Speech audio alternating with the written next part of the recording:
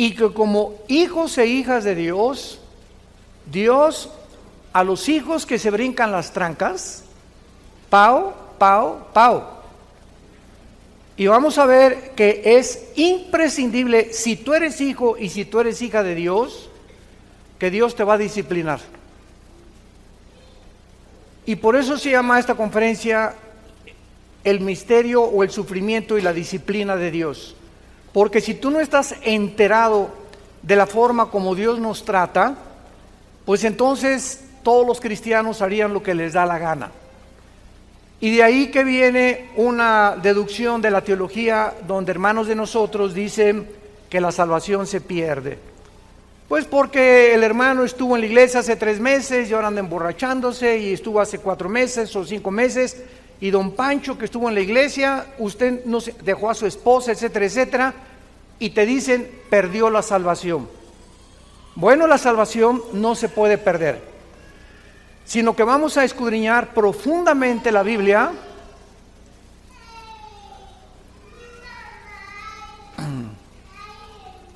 Vamos a escudriñar profundamente la Biblia para descubrir que cuando una persona se ha alejado de Dios y no regresa, simplemente es porque nunca tuvo la salvación. Porque vamos a ver las 3 etapas en las que Dios nos disciplina, y una de ellas, escúcheme muy bien, es la muerte. Y se llama el pecado de muerte, como lo vamos a ver en muchos pasajes del Nuevo Testamento. Hebreos 12, versículo 4 dice: porque aún no han resistido hasta la sangre, combatiendo contra el pecado, y ya han olvidado la exhortación que como a hijos se os dirige diciendo: hijo mío, no menosprecies la disciplina del Señor, ni desmayes cuando eres reprendido por Él. Porque el Señor al que ama, disciplina y azota a todo el que recibe por hijo. Si soportan la disciplina, Dios te va a tratar como a hijo. Porque ¿qué hijo es aquel a quien el padre no disciplina? Pero si se les deja sin disciplina, de la cual todos somos participantes, entonces son bastardos y no hijos. Por otra parte, tuvimos a nuestros padres terrenales que nos disciplinaban y los venerábamos. ¿Por qué no obedeceremos mucho mejor al Padre de los espíritus y viviremos? Muy bien, vamos a ver que la Biblia nos explica que todos nosotros vamos a enfrentar el sufrimiento. En su gran obra, el dramaturgo William Shakespeare, Hamlet, escribió de esta manera como él percibía la vida. Hace muchos años, yo tenía como 18, 19 años cuando personifiqué el papel de Hamlet. Me encantaba el teatro en aquel tiempo. Y me acuerdo que todavía la partitura que yo me aprendí decía: ¿qué es más levantado contra el espíritu? ¿Sufrir los golpes y los dardos de la insultante fortuna, o levantar las armas contra un piélago de calamidades y haciéndole frente a acabar con ellas? Morir, dormir, no más.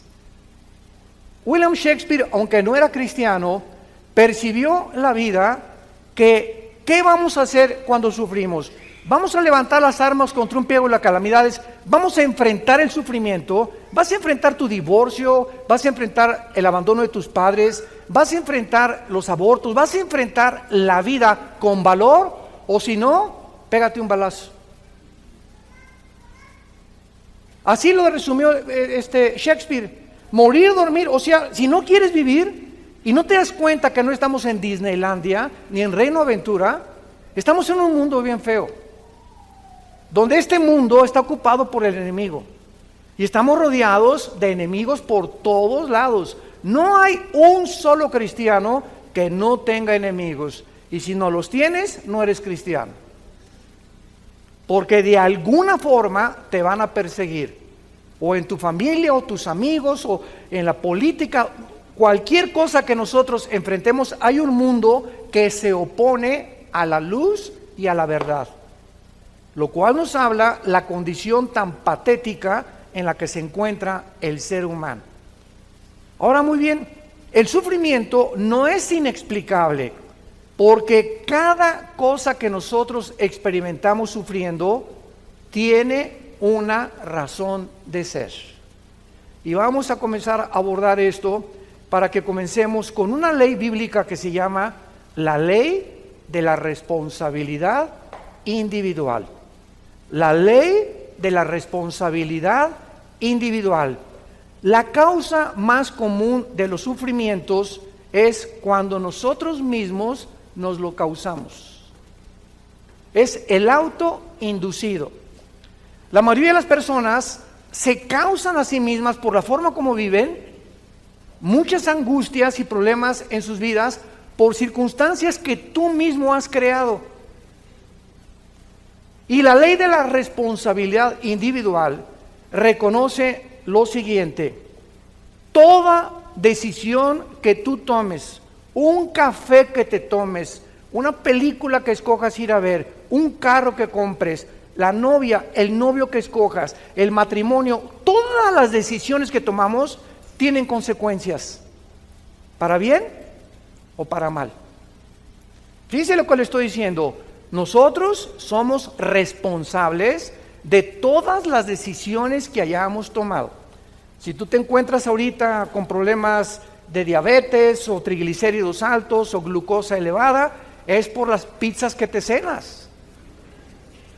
Si tú tienes problemas de hipertensión a los 45, 50 años, simplemente, ¿verdad?, es porque no has cuidado tu salud y porque comes cosas con demasiada grasa y después vienes, hermano, póngame la mano en la panza que tengo aquí, que ya es realmente una catedral del Vaticano. Y yo siempre les he dicho, si viene un gordito a pedirme que ore por él, no oro por él. ¿Por qué? Porque Dios no es la varita mágica. Hemos creído que Dios es un mago, o el mago de Aladino, que va a satisfacer todo lo que nosotros le pidamos, porque no hemos aprendido la ley de la responsabilidad individual. ¿Quieres salud? Cuida tu comida. ¿Quieres salud? Cuida tu bebida. No te lamentes después ni le pidas a Dios sanidad cuando has abandonado tu responsabilidad de lo que comes y de lo que bebes. En Gálatas 6, del 7 al 8, se establece esta ley inexorable. Todo lo que el hombre siembre, el hombre va a recoger. Había un ranchero que le dijo una vez a su esposa: vieja, no hay nada en el campo de sandías. Y llega la señora y le dice: oye, Pancho, pues ¿qué? ¿Ya sembraste semilla de sandías? No, no he sembrado nada. Entonces, ¿por qué esperas, si no has sembrado, que tengas sandías? Y así hay mucha gente. ¿Por qué me va mal en la vida?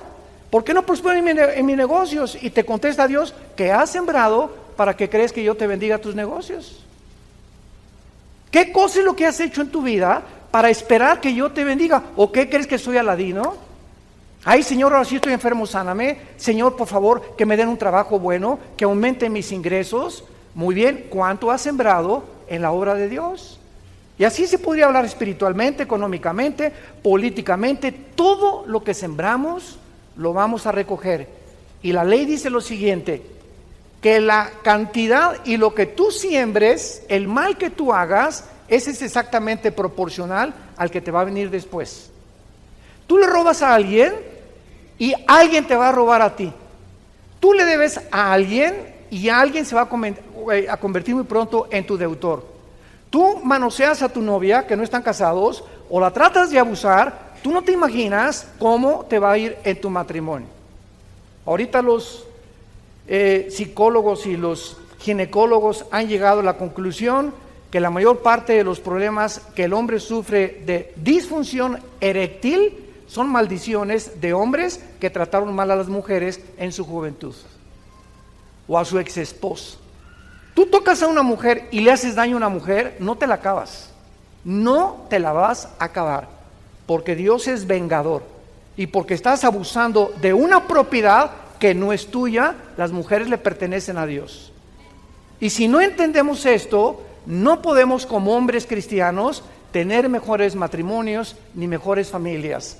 porque estamos abandonando la ley de la responsabilidad individual.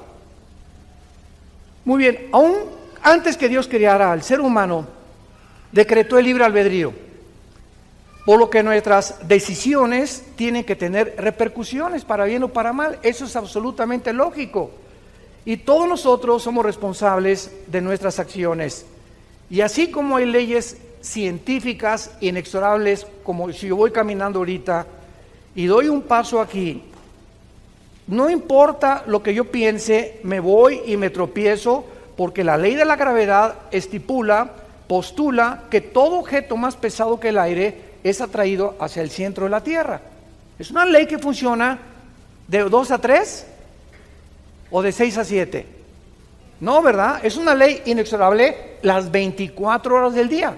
La ley el electromagnetismo, la primera y la segunda ley, la termodinámica, la ley de la entropía, la ley de las fuerzas nucleares, las fuerzas poderosas y las débiles, todas estas leyes que el universo contiene, gracias a estas leyes existe la ciencia. Si no hubiera una ley perfecta que nunca se atrase en el universo, no podría existir la física, ni las matemáticas, ni la astronomía, ni la astrofísica, ni la física cuántica.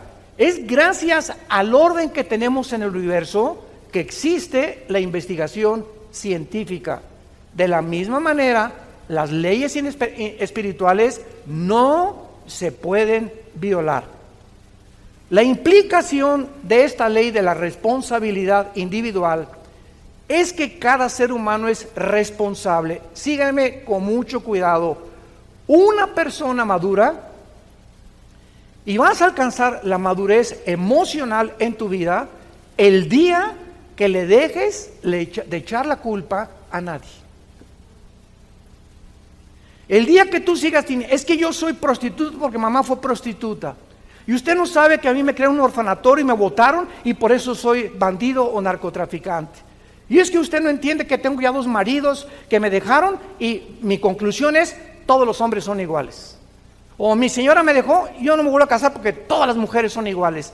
Cuando nosotros llegamos a estas conclusiones tan absurdas, es porque no hemos entendido esta ley. Vean ustedes en el libro de Ezequiel, en el Antiguo Testamento, capítulo 18, versículo 20, lo que la Biblia dice. Ezequiel 18, 20. El alma que pecare, esa morirá. El hijo no llevará el pecado de su papá o de su padre, ni el papá llevará el pecado del hijo. La justicia del justo será sobre él y la impiedad del impío será sobre él. Nunca, jamás te atrevas de echarle la culpa a tus papás o a tu mamá por la conducta que tú tienes, que tú has escogido libremente hasta el día de hoy. No se culpen padres que pues mi hijo se fue a las drogas o esto por acá, porque él si pasa de los ya 21 años de edad, los papás nos limpiamos las manos. Y ya si después de la mayoría tu hijo agarra el camino que él quiera tomar, no te lamentes, ay pues a lo mejor le di mal ejemplo, a lo mejor sí le diste mal ejemplo, pero ¿sabes qué? Él va a tener que escoger otra cosa que no el mal ejemplo que le diste. Pero no te culpes. Porque esa conciencia de culpa en nuestras vidas nos impide que Dios pueda tratar con nosotros. Tenemos que entender, mi hijo ya, ahí te lo digo, Señor, no me queda más que orar por él, orar por mi hija, nada más. Pero no podemos vivir atormentados, porque ¿sabes lo que va a pasar? Estás lastimando tu matrimonio. Yo conozco a cantidades mamás, ahora en el seminario en la Riviera Maya que tuvimos en octubre del mes pasado, más de 200 parejas tenemos cada año de Centroamérica, Paraguay, vienen de todo el mundo, hasta de España vienen. Llegó una pareja con Marta, mi esposa, y nos dijo, ay hermano, es que pastores, ustedes no saben, mi hija y se casó muy mal, etcétera, etcétera. Le digo, ¿cuándo se casó su hija con ese gavilán? Y me dice, pues ya tienen como 4 o 5 años. Y le digo, ¿usted tiene 4 o 5 años, señora, lamentándose y sufriéndose por la decisión que su hija tuvo? usted no puede seguir así. Y me dice el esposo, claro, ya ves, tenemos 4 años tú y yo de infelicidad.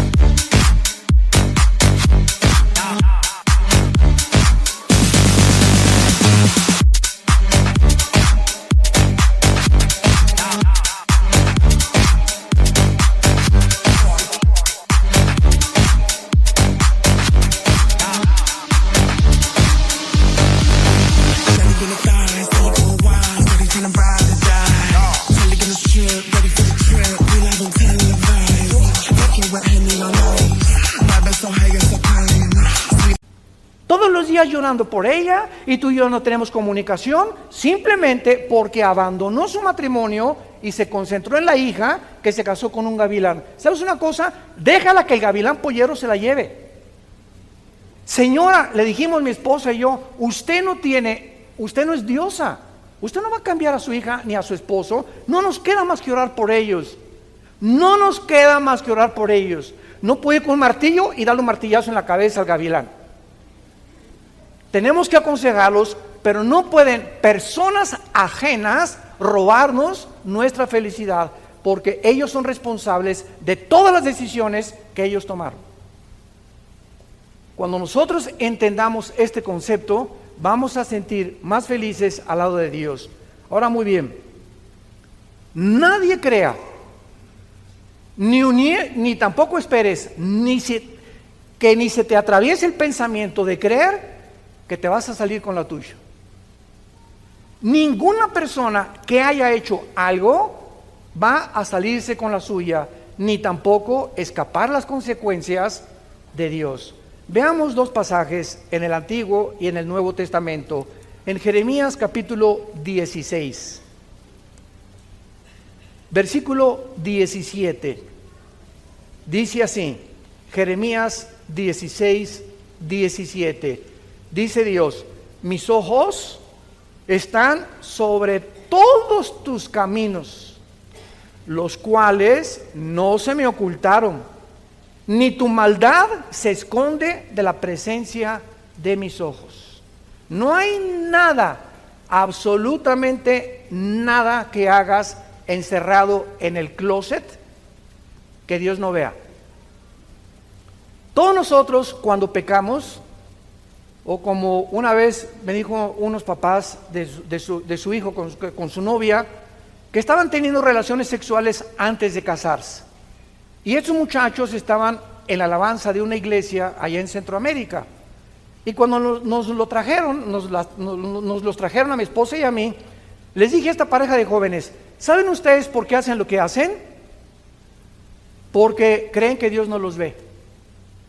Si ustedes creyeran realmente que Dios los ve, no harían lo que hacen escondidas. ¿Y cuántos hombres, cuando se van de viaje y rentan un hotel, rentan una película pornográfica, por qué creen que la rentan? Porque creen que Dios no los ve.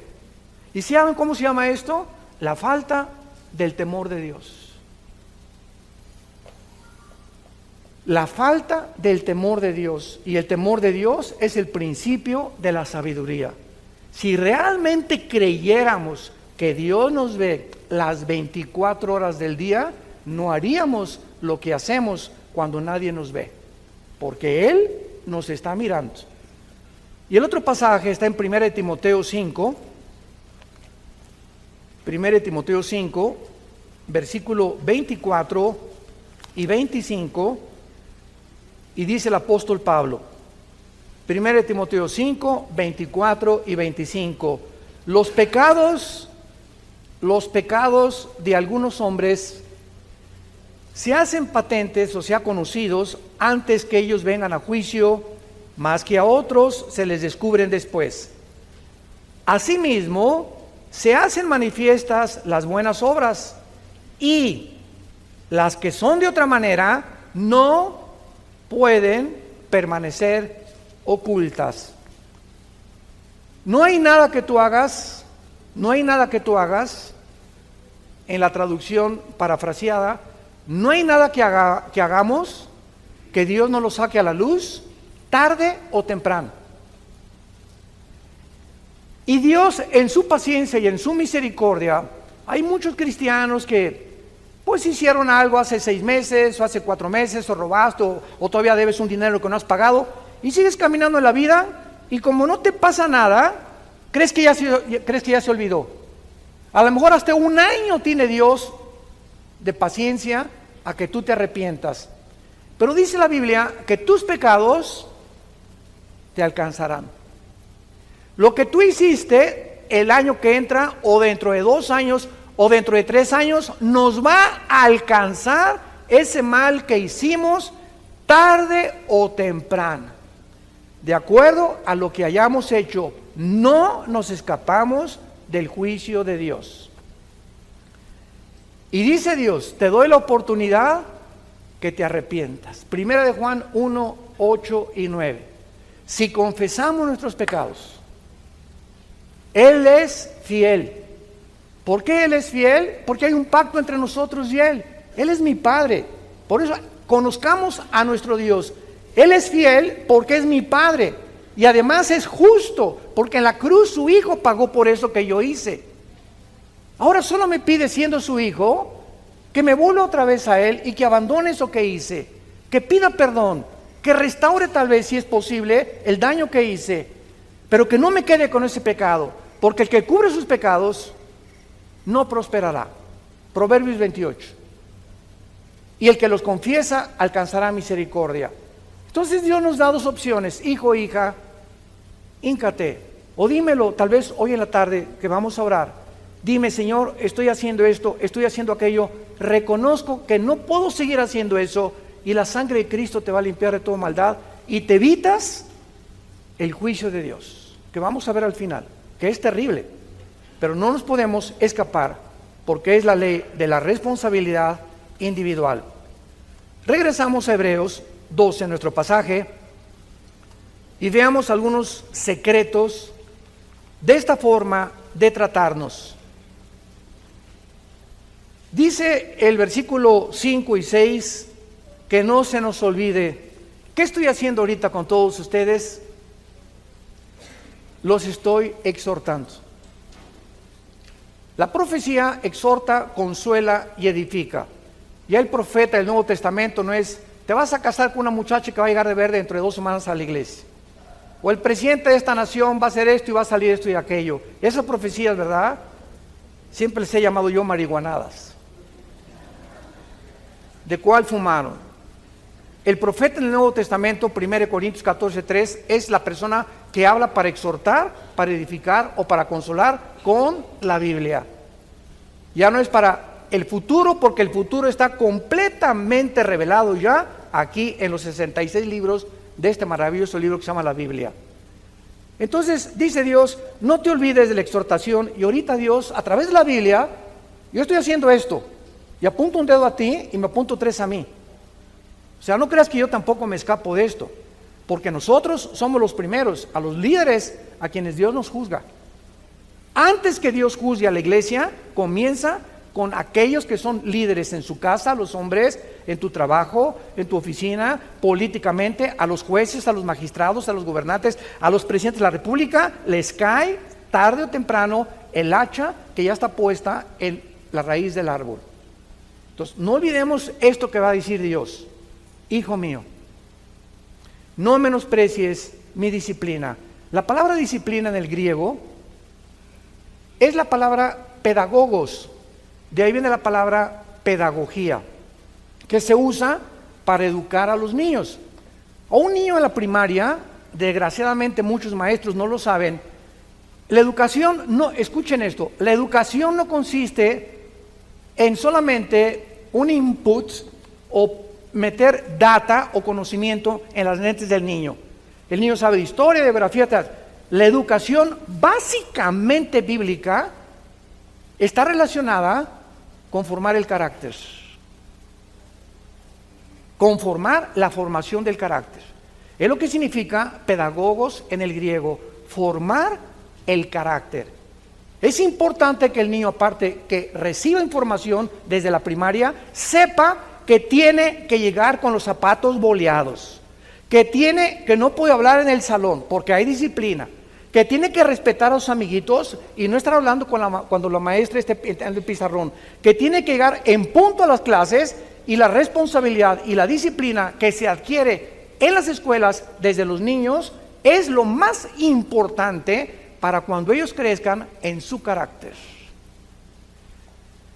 Decía J. Ed Hubbard, que fue el presidente y fundador del FBI, de la Oficina Federal de Investigaciones en Estados Unidos, que sirvió a 4 presidentes en Estados Unidos como jefe del FBI. Antes de morir, Hubbard dijo estas palabras: la característica de todos los delincuentes juveniles en las cárceles que he visitado El principal factor es que todos ellos creen que el mundo está en deuda con ellos. Que el mundo les debe algo. Y son muchachos amargados que crecen, nunca en la casa no los disciplinaron, en la calle se pasaron los altos, insultaron a la policía, tarde o temprano acabas en la cárcel. Porque vivimos un mundo con reglas y tú no puedes ir contra la autoridad porque recibe las consecuencias en tu propia vida, en tu familia, en tu matrimonio, en tu trabajo. Entonces, si nosotros creemos y nos victimizamos, es que yo sé cómo estoy porque nadie me quele. Cuando mataron al presidente Kennedy, 1962-63, en la ciudad de Dallas, Texas, Lee Harvey Oswald, un muchacho que fue entrenado en Rusia y que supuestamente parece que él fue el asesino, parece que fueron 2 balazos los que le dieron, etcétera, etcétera. Cuando comenzaron a investigar la vida de este muchacho, Lee Harvey Oswald, descubrieron que había sido criado en un orfanatorio y que su mamá lo había abandonado, lo metieron a otro orfanatorio y también lo volvieron a abandonar. Y entonces, si no lo hubieran matado, los jueces en Estados Unidos y en la América Latina, escuchen esto, están victimizando a los ladrones y a los asesinos. No, es que él, si no hubiera tenido sus papás, es que si no hubiera tenido esa mamá, vamos a darle una sentencia más leve. ¿Sabes una cosa? Él hizo lo que hizo porque él lo quiso hacer. Y cuando le echamos la culpa, que somos víctimas de las circunstancias, ¿sabes de dónde viene eso? De Freud. El medio ambiente me hizo ser como yo soy. Soy el resultado del medio ambiente en el cual yo me desenvolví. En Estados Unidos hay un grande predicador que le decían el segundo que iba a ocupar a Dr. Billy Graham cuando muriera, que se llama, porque él vive, James Robinson. Él pertenecía a los Bautistas del Sur, allá en Texas, y este muchacho nació a los 6 meses, su mamá lo echó un bote de basura. Lo recogió una prostituta del bote de basura cuando él tenía, antes del año de nacido. La prostituta lo estuvo criando y amamantando como 1 año y lo volvió a echar a otro basurero cuando tenía 3 años de edad. Lo recogió otra tercera prostituta y esta tercera prostituta lo crió como 3 años y lo internó en un orfanatorio porque declaró que no lo podía seguir manteniendo. James Robinson se creó con todos estos antecedentes en un orfanatorio y a los 16 años un pastor fue a predicar al orfanatorio y él se convirtió.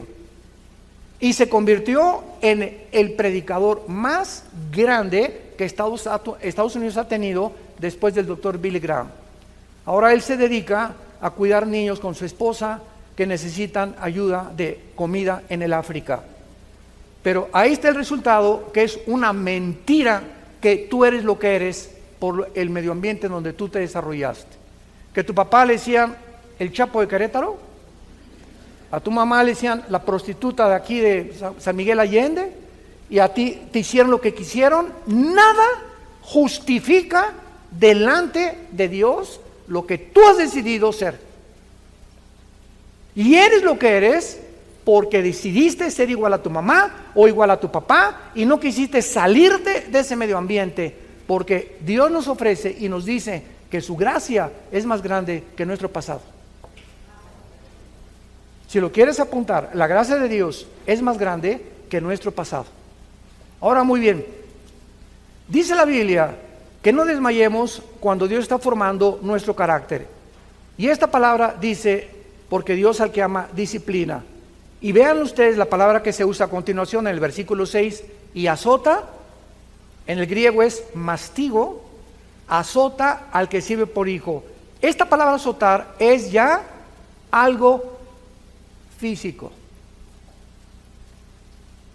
Dios primero nos habla esta mañana. Te estoy hablando, hijo, hija mía. Deja de hacer lo que estás haciendo. Te estoy viendo. Y te estoy recordando que no te vas a salir con la tuya. Tarde o temprano te voy a llamar a cuentas. Hazme caso, por favor. Ven a la cruz. Ahí está la sangre tan fresca como hace 2000 años para que te arrepientas. Pero si tú insistes en eso, ya no te voy a hablar porque vas a endurecer tu corazón. Y cuando tú sales por esa puerta esta mañana y tú no cambias tu actitud, ¿qué le pasa a el alma? ¿Sabes? Hace mucho tiempo yo tenía un martillo y estaba clave en el garaje de la casa de ustedes, y me salió una especie de callo aquí en la mano, y esta callosidad descubrí, me dijo un amigo, agarra una aguja y atraviesa. Le dije, no, me va a doler. No, me dijo, hazle el experimento. Y agarré una aguja y la metí en el callo, cero sensibilidad, porque el callo ya no tiene determinaciones nerviosas o articulaciones nerviosas, porque es callo. Esta palabra que se usa en la Biblia es lo que le pasa al alma. Llega un momento en que vienes a la iglesia y oyes, pero como te has endurecido tanto en tu corazón, Dios ya no te puede hablar, porque tú has decidido no arrepentirte. Entonces Dios va a tener que usar algo más drástico. ¿Y sabes por qué? Porque te ama, porque nos ama, y prefiere, como dijo Jesucristo en Marcos 9, es mejor que entres cojo, ciego, tuerto, manco al cielo, a que entres entero al infierno.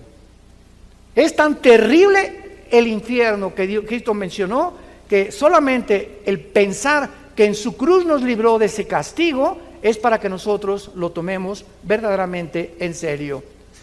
Ahora vamos en último lugar a ver los 3 tipos de disciplina. ¿Listos? Abróchense los cinturones. 3 tipos de disciplina. Los menciono y los desarrollo uno por uno. Número 1, disciplina de advertencia. Dios comienza siempre a advertirte. Vas en la calle y se prende una luz amarilla. ¿Qué te está diciendo el gobierno? Detén tu velocidad, porque en instantes se vuelve en rojo. Y si alguien se pasa o tú te pasas en rojo, involucras tu salud, el dinero que vas a pagar en multas, tu familia o hasta la misma muerte. Una luz amarilla no te está diciendo párate, te está advirtiendo, baja la velocidad para que cuando se prende el rojo ya estés completamente parado. Dios nos está advirtiendo en esta mañana. Son focos amarillos que Dios nos prende a continuación. Se llama la disciplina suave. Mijito, no hagas eso, por favor. Mi nene, partiche bien, mi nene, porque si no va a verlo. Y papá, le hace pau. Pero si Pepito, ¿verdad?, sigue insistiendo, viene después el pau. No procedemos inmediatamente. ¿Se acuerdan de Apocalipsis 3:20? La iglesia de la Odisea. Muchos me han preguntado si esta iglesia era cristiana. La respuesta no era cristiana. Increíble que de las 7 iglesias del Apocalipsis, 5 sean llamadas a que se arrepientan. ¿Y saben cómo se personifica a Cristo o cómo se retrata a Cristo? He aquí estoy a la puerta y llamo.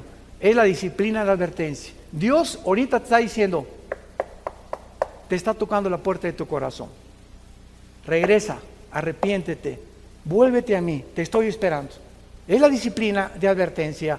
Número 2, si no oyes, viene la disciplina intensiva. Número 2, si tú ignoras, rechazas las advertencias divinas, requerirás una disciplina mucho más intensa.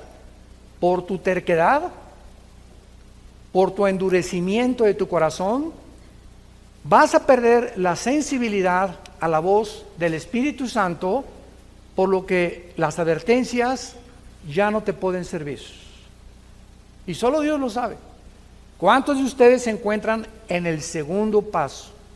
En esta advertencia en la que no has hecho caso de la primera.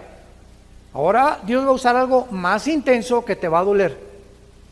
Lo único que te puedo decir es que nos va a doler si no nos volvemos a Él. Sin embargo, como Dios tiene un plan maravilloso para nuestra vida, en su misericordia y en su gracia nos mantiene vivos. Porque nos podría llevar a casa, ¿verdad? Pero nos ama tanto Dios y es tan paciente la gracia de Dios y el carácter de Dios, que por eso estás aquí esta mañana. ¿No te has preguntado por qué amaneciste aquí? En lugar de que ahorita tuviera agarrado un accidente y afuera un ataque al corazón, una embolia cerebral, estás aquí vivito y coleando, sentado escuchando tal vez segundo paso de la disciplina de Dios, porque Dios todavía no ha tratado contigo allá afuera. A lo mejor ustedes se encuentran en este segundo paso de la disciplina intensa, y es claro, ¿verdad?, que donde hay vida, hay esperanza. Estás vivo, amaneciste vivo, hay esperanza. ¿Por qué? Te puedes arrepentir todavía. Y cuando no hacemos caso de la advertencia, ni tampoco de la disciplina intensa, viene en último lugar la disciplina de muerte. La disciplina de muerte que la vemos en más de 3 casos en el Nuevo Testamento. Veamos el primero en el libro de los Hechos, capítulo 5, con tus padrinos Ananías y Zafira. En el libro de los Hechos, capítulo 5, vemos un caso atónito, un caso sorprendente, que tal vez al principio choca con nuestra mente, contra la mente de Dios, y nos preguntamos cómo puede llegarle a suceder esto a un ser humano. Solo recuerda algo: Dios te trajo al mundo y a mí también. Él es el creador de la vida, ¿correcto? Ok, Él como creador, en el momento que le dé la gana, de la forma que Él diseñe o como Él quiera, nos lleva a casa también. Ya sea quemado, atropellado, en la panza de un tiburón, un ladrillo en la cabeza, un terremoto, un choque, un cáncer, nos vamos al otro lado, nos tenemos que ir, otros tranquilos en el hospital, alabaré, y pum, se pintan. Qué dichoso morir así, ¿verdad? Pero no todos vamos a morir así. Entonces, esta es la razón por la cual tenemos que entender algo. Dios es el dueño de nuestra vida, y no hay nadie que se pueda atrever a decirle a Dios: ¿por qué hiciste esto? Porque detrás de lo que nosotros consideramos que no es objetivo o que no es lógico, la sabiduría de Dios va más allá y trasciende nuestra manera de pensar. Aquí hay una pareja en Hechos 5 llamados Ananías y Zafira. Esta pareja robaron de una cantidad que iban a entregar en la iglesia. Sustrajeron del precio, y su esposa, sabiendo que el esposo estaba robando esa cantidad, se hizo cómplice de él. Hay un dicho en mi tierra que dice: tanto peca el que mata a la vaca como el que estira la pata. Si tú sabes algo de alguien y tú no lo delatas, en la iglesia, por ejemplo, si tú sabes que alguien en la iglesia, escuchen esto, en la iglesia los pastores perdonamos todo, ¿verdad?, menos la rebelión contra los líderes. El día que cualquiera de ustedes oiga que se habla mal de un líder, esa persona no debería estar en esa iglesia. ¿No te gusta el pastor? Mira, salte y vete a otra iglesia y busca una que te guste, porque si te quedas sembrando semilla y cizaña, no te la vas a acabar con Dios. Ahora, si alguno de ustedes sabe que hay un pecado de un pastor que es ya trascendente, que está viendo en adulterio, que el pastor tiene un amante, o que fraude o robo, ustedes ya para qué se quedan en esa iglesia, ¿verdad? Es absurdo que tú siguieras en esa iglesia, pero tú no puedes con tu esposo saber que él está robando cualquier cosa y quedarte callada, o que tu esposa en adulterio y no se lo dice al pastor. Es que me va a pegar si él sabe. Pues sabes una cosa, que no temas las consecuencias, porque Dios te va a proteger. Bueno, esta señora Zafira se quedó con todo, ¿verdad?, guardado, y entonces dice la Biblia que cuando le trajeron lo que se habían propuesto, le trajeron una parte nada más a los pies de los apóstoles. Y dijo Pedro a Ananías, vean ustedes, la primera pregunta es: ¿por qué llenó Satanás tu corazón para que mintieras al Espíritu Santo y sustrajeres del precio de la heredad? La primera pregunta es: ¿quién le dijo a Pedro? Ya no estamos en el Antiguo Testamento. En Hechos 2 comienza el Nuevo Testamento. ¿Quién le dijo a Pedro, que ni los conocía, que entrando a la iglesia, él sabía que este hombre y esta mujer tenían un pecado de latrocinio y de mentirle a Dios? ¿Quién le dijo a Pedro? Se llama palabra de conocimiento. Cuando un cristiano desarrolla el discernimiento espiritual, Hebreos capítulo 5, y vives cerca de Dios, a través del tiempo, tenemos como una parabólica espiritual en la dimensión invisible que Dios te permite ver o sentir, y tu esposa te dice, mira, tú le traes a Pancho, te presenta a Pancho, y la esposa dice, yo no sé, mi amor, ya se fue Pancho, pero sabes que hay algo en su mirada, hay algo en su actitud que no me gusta. Escucha a tu esposa, porque tienen ellas más desarrollado este sexto sentido que nosotros los hombres. Ellas se dan cuenta mucho más de la hipocresía y la falsedad de muchas personas. No todas, nomás las que están casadas con nosotros. La que está casada no, pero esto es muy importante. Entonces, reteniéndola, le dice Pedro, no te quedaba a ti. Al oír estas palabras, Ananías cayó y se murió. Ahí, ¡pum!, cayó en la iglesia. Y dice la Biblia, vino un gran temor sobre todos los que lo oyeron. El hecho que Dios haya permitido que se murieran estas personas cuando la iglesia estaba comenzando a levantarse, tenía esta lección: estoy vigilándolos a todos. Y aquí en la iglesia vas a caminar derechita a la flecha. ¿Por qué? Porque si no hay temor de ti, de mí, dice el Señor, no has entendido ni puedes caminar conmigo. Y recuerden algo, el temor de Dios no es tener miedo de Dios. Porque tener miedo de Dios es una cosa y tener temor de Dios otra cosa. ¿Sabían ustedes eso? El tener miedo de Dios te hace que te alejes de Dios y que no te acerques a Dios. Y cuando tememos a Dios, nos acercamos a Él sabiendo que en Él hay perdón, que en Él hay misericordia, que es mi papito y que me puede levantar, y que si me caí del caballo me va a sanar las heridas, porque Dios hace la herida y Dios sana también. Entonces el temor de Dios nos acerca a Él, porque sabemos que Él es real, que está viendo y que no lo puedo engañar. El segundo caso está en 1 Corintios 5. El segundo caso de un cristiano o de cristianos que cometieron la disciplina de muerte. En este caso de 1 Corintios 5, de cierto se oye, dice Pablo, que entre ustedes hay un problema sexual. Se tradujo con la palabra porneia, de ahí viene la palabra pornografía. Cuando vean ustedes fornicaciones, cualquier pecado fuera del matrimonio o cualquier relación sexual fuera del matrimonio es fornicar. Oigo, dice Pablo, que en la iglesia hay un pecado sexual. Y este pecado sexual ni siquiera se nombra entre los gentiles, tanto que alguno tiene la mujer de su padre. O sea, este muchacho se estaba metiendo con su madrastra. Increíble. Y los líderes lo sabían, los pastores lo sabían. Entonces, ¿cómo podía Pablo permitir esto? Y dice el versículo 2, ustedes están envanecidos, no debieran haber quitado de en medio de ustedes al que cometió tal acción. O sea, en este momento requiere que la persona que está así y no se disciplina salga de la iglesia.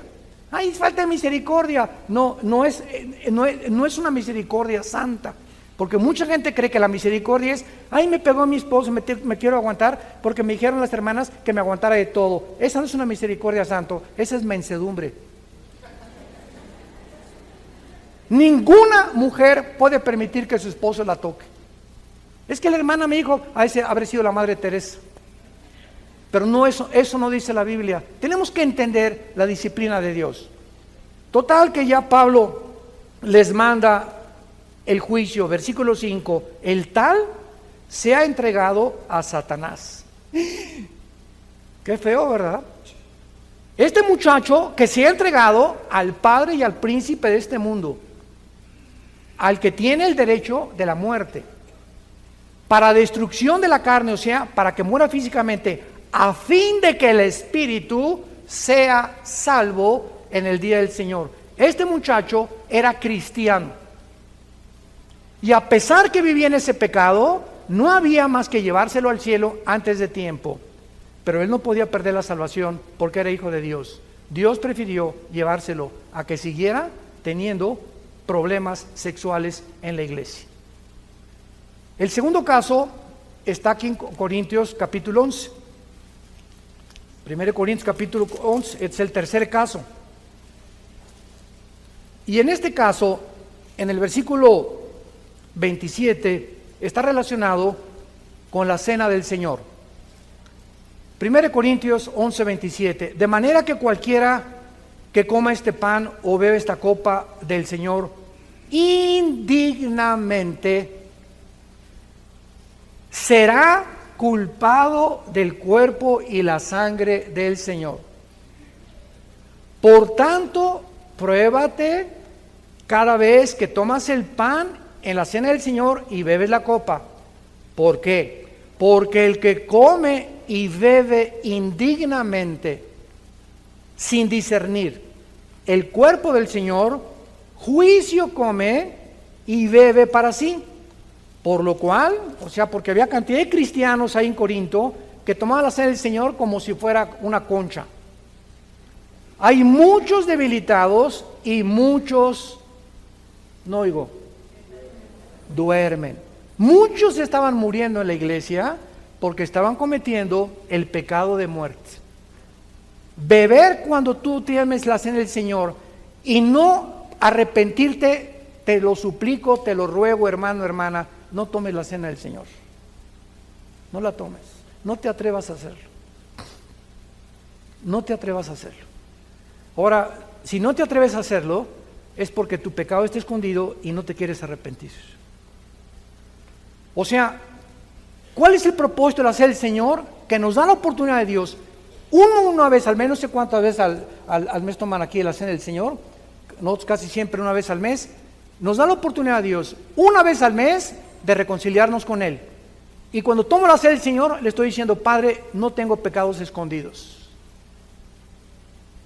Y en ese momento, agachas tu cabeza, Padre, ilumíname si tengo algo. Si le grité a mi esposa, te prometo que hoy llegando la voy a llevar a comer al mejor restaurante, o nuestro topito, se le voy a pedir perdón, le voy a pedir perdón a mis papás, le voy a pedir perdón a mi esposo, voy a arreglar la deuda que tengo. Señor, en ese momento nos da la oportunidad de arreglarnos, de ponernos a cuentas con Él, porque si te atreves a tomar la cena del Señor y mantienes el pecado, que Dios te da la oportunidad de confesarlo, estás expuesto a un juicio de Dios muy, muy, muy grave.